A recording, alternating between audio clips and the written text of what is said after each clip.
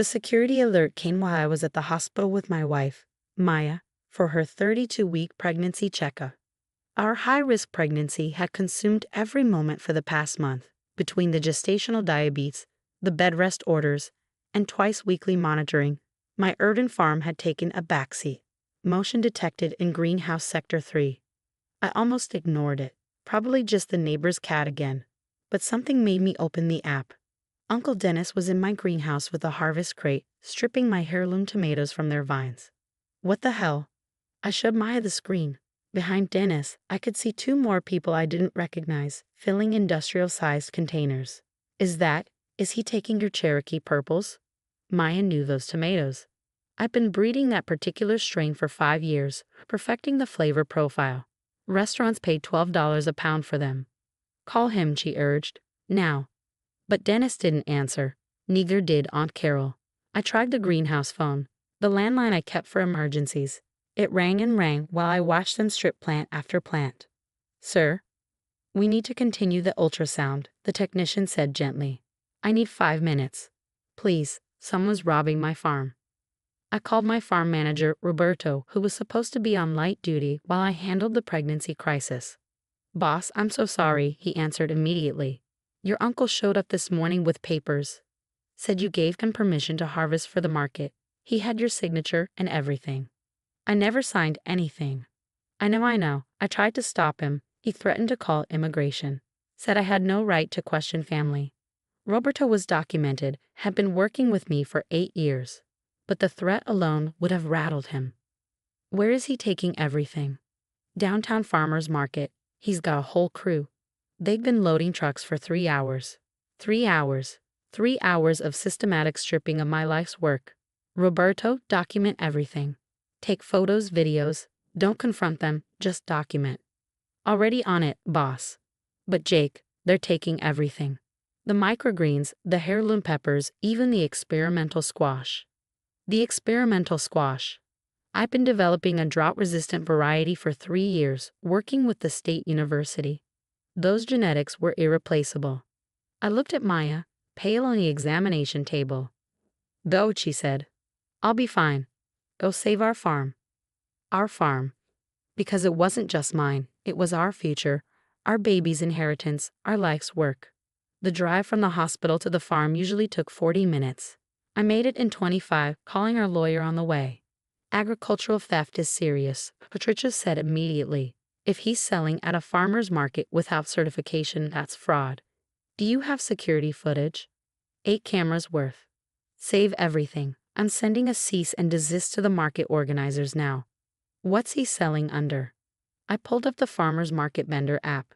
There he was. Dennis's fresh farm, family grown with love since 1962. 1962. The year my grandfather started farming. The grandfather who'd left the land to me, not Dennis, because I was the one who'd stayed, who'd learned, who cared. He's using my grandfather's legacy to sell my produce. Jake, that's trademark infringement on top of theft. This is escalating quickly. I arrived at the farm to find devastation. Rows of carefully tended plants stripped bare. Greenhouses emptied. The hoop houses where I grew specialty greens for high-end restaurants cleared out. Roberto met me with tears in his eyes. I tried, Jake. I really tried. I know, this isn't your fault. Show me everything. The security footage was damning. Dennis arriving at dawn with a rental truck and a crew of 6, using bolt cutters on my locks, systematically harvesting everything ripe and most things that weren't. Rough handling that damaged plants, broke irrigation lines, trampled bed systems I'd spent years perfecting. But the worst was the audio. Dennis, loud and clear, take it all. My nephew's too busy with his wife to handle this properly. Family shares everything. He'll thank me when he sees the profit. He destroyed the mycorrhizal networks. Roberto pointed to the disturbed soil. Ripped out plants instead of cutting. It'll take seasons to repair this damage. I did quick math. At minimum, $5,000 worth of produce headed to market. But the damage to future harvests, the broken systems, the destroyed breeding programs, closer to $50,000. Boss, Roberto hesitated. There's more. He sprayed something before harvesting. Said it was to make things look fresher. My blood went cold. Sprayed what?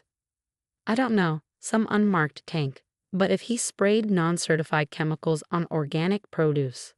I ran to the greenhouse, found the empty tank. No label, but the smell was distinctive. Synthetic pesticide. On my certified organic farm. 5 years of certification, gone in one spray. The farmer's market was in full swing when I arrived with 2 police officers Patricia had arranged. Dennis had a prime corner booth, my produce displayed beautifully, customers lined up. Jake, he boomed when he saw me, all false cheer, came to thank me for handling sales. You're too busy with that baby situation, so family stepped up. You stole from me. His smile faltered. Stole? I harvested produce that was going to waste. You should be grateful. Officers, I nodded to the police. That's him. Sir, we need to see your vendor permits. Officer Martinez addressed Dennis. Of course. Dennis produced papers, all forged. My signature faked. My organic certification number used illegally. This is my nephew, Dennis tried. We're family. Tell them Jake. That produce is stolen. He broke into my farm, destroyed my crops, and contaminated organic produce with synthetic pesticides. The market manager appeared, face grim. Mr. Dennis, is this true? He's lying. Family disputes, you know how it is. I pulled out my phone, showed the security footage. Dennis with bolt cutters. Dennis directing the crew. Dennis spraying the unmarked chemicals. The crowd was gathering now. Regular customers who knew my legitimate booth, who bought from me for years. That's Jake's purple tomatoes, Mrs. Chin pointed. I'd recognize them anywhere. Why are you selling Jake's tomatoes? He gave me permission. Dennis was sweating now. Then you won't mind if we test for pesticide residue, the market manager said. We have kits for exactly this situation. Dennis tried to run, actually tried to flee through the Saturday market crowd. He made it about 10 feet before Officer Martinez stopped him. The test came back positive. Synthetic pesticides on produce being sold as organic. That's federal fraud, the market manager said quietly. Violating organic standards. We have to report this to the USDA. The arrests were swift. Dennis for agricultural theft, breaking and entering, fraud, and violating the Organic Foods Production Act. His crew scattered, but security cameras at the market caught their license plates. $5,000 worth of produce, I told the officers, plus $50,000 in crop damage. Don't forget the organic certification, the market manager added. If you lose that because of contamination, that's years of lost revenue. Dennis was processed and released on bail. He called me that night, furious. You ungrateful little shit. I was helping you. That produce was rotting. It was scheduled for restaurant delivery Monday. You do that. You see my harvest schedules. Family shares. Your grandfather would be ashamed. Grandpa left the farm to me because you wanted to sell to developers. Remember? That was business. This is family. This is my business, my certified organic business that you just destroyed. Destroyed? I sold some vegetables. You're being dramatic. You contaminated 5 acres with synthetic pesticides. Do you know what that means for organic certification? Silence. Then, so you'll spray some hippie oil and move on. Dennis, I lose certification for 3 years minimum. 3 years of premium prices gone. 3 years of contracts voided. You didn't just steal vegetables, you stole my entire business model. I'll fight this. You can't prove anything.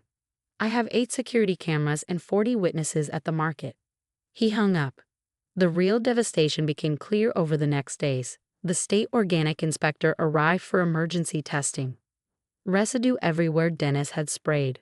My certification was suspended pending investigation. Restaurants started canceling contracts. We're sorry, Jake, but we can't serve potentially contaminated produce. The university called about the experimental squash program. If the genetics were compromised by synthetic exposure, we'll have to start over. 3 years of careful breeding, destroyed. Maya went into early labor 2 days later. Stress, the doctor said. Our daughter born at 33 weeks, 5 pounds, perfect but fragile. I sat in the NICU, holding her tiny hand when Patricia called. Dennis hired a lawyer. They're claiming family privilege, that he had implied permission based on past practices. What past practices? Apparently, you let him harvest peppers 2 years ago. For his personal use, 5 peppers for his dinner. not commercial sale of my entire crop. I know, his lawyer is reaching, but Jake, the USDA investigation turned up something interesting. What? Dennis has been selling at markets across the state using forged organic certificates. Not just yours, multiple farms. He's been running this scam for years. The federal charges piled up: interstate fraud, forging USDA documents, contaminating organic farms. The Organic Trade Association got involved, pushing for maximum penalties. Dennis's own farm, 40 acres of conventional corn, got inspected. Multiple violations: banned pesticides, falsified spray records, groundwater contamination. He's been cutting corners for decades, the inspector told me. Your situation just opened the door for us to look closer. His farm was shut down. The land couldn't be farmed for 5 years due to contamination levels. The fines topped $200,000. But I had my own problems. Without organic certification, I was hemorrhaging money. The restaurants that had waited lists for my produce now bought from competitors. The farmers market customers drifted away. We can rebuild, Maya said, our daughter finally home after 3 weeks in ICU.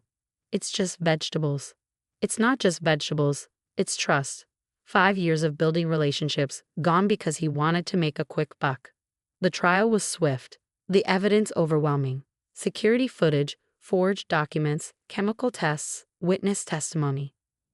Dennis took a plea deal: 2 years prison, $50,000 restitution, lifetime ban from farmers markets.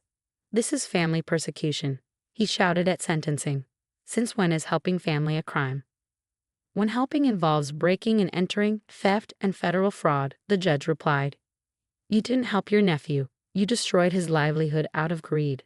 The community response saved us. A GoFundMe started by market customers, restaurants agreeing to buy conventional produce at reduced prices until we could recertify. Fellow farmers donating starter plants. Nobody messes with one of ours, the market manager said, handing me a check from vendor donations. It took 3 years to get organic certification back. 3 years of rebuilding soil biology, reestablishing beneficial insects, proving to inspectors that the contamination was gone. Roberto stayed through it all. You gave me a chance when nobody else would. I'm not leaving now. We diversified. Greenhouse hydroponics that couldn't be contaminated. Value-added products from conventional produce. Farm tours teaching about organic practices and why they matter. Dennis served 18 months. Got out early for good behavior. Showed up at the farm the day after release. I paid my debt, he said. We're square now. We'll never be square. You stole 3 years of my life. 3 years of my daughter's future. Still family. No, family doesn't destroy family. You're just someone who shares DNA. He left, but not before surveying the farm. Looks different. Looks rebuilt. No thanks to you. Last month we got certified organic again. The letter came on my daughter's 3rd birthday. She toddled through the greenhouse, helping me harvest tomatoes. The Cherokee purples, grown from seeds I'd saved before the theft. Careful, baby, Maya coached. Gentle hands. Like Daddy, she chirped, placing each tomato carefully in her tiny basket. The market welcomed us back with a celebration. Jake's Authentic Organic, the sign bigger than before. Lines of customers who'd waited 3 years for the real thing. Mrs. Chen bought the first Cherokee Purple. I never found another tomato that tasted like yours. Some things are worth waiting for.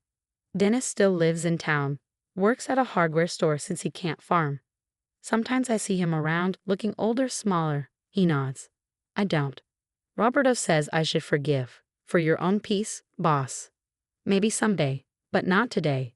Today I'm teaching my daughter the difference between taking and tending, between sharing and stealing, between family and relatives who happen to share your name. Why can't we pick all the tomatoes? She asks, eyeing the green ones. Because they're not ready. Good things take time. We have to wait, be patient, let them grow properly. Like me when I was in the hospital. Exactly like that, sweet girl. She nods solemnly, then spots a butterfly.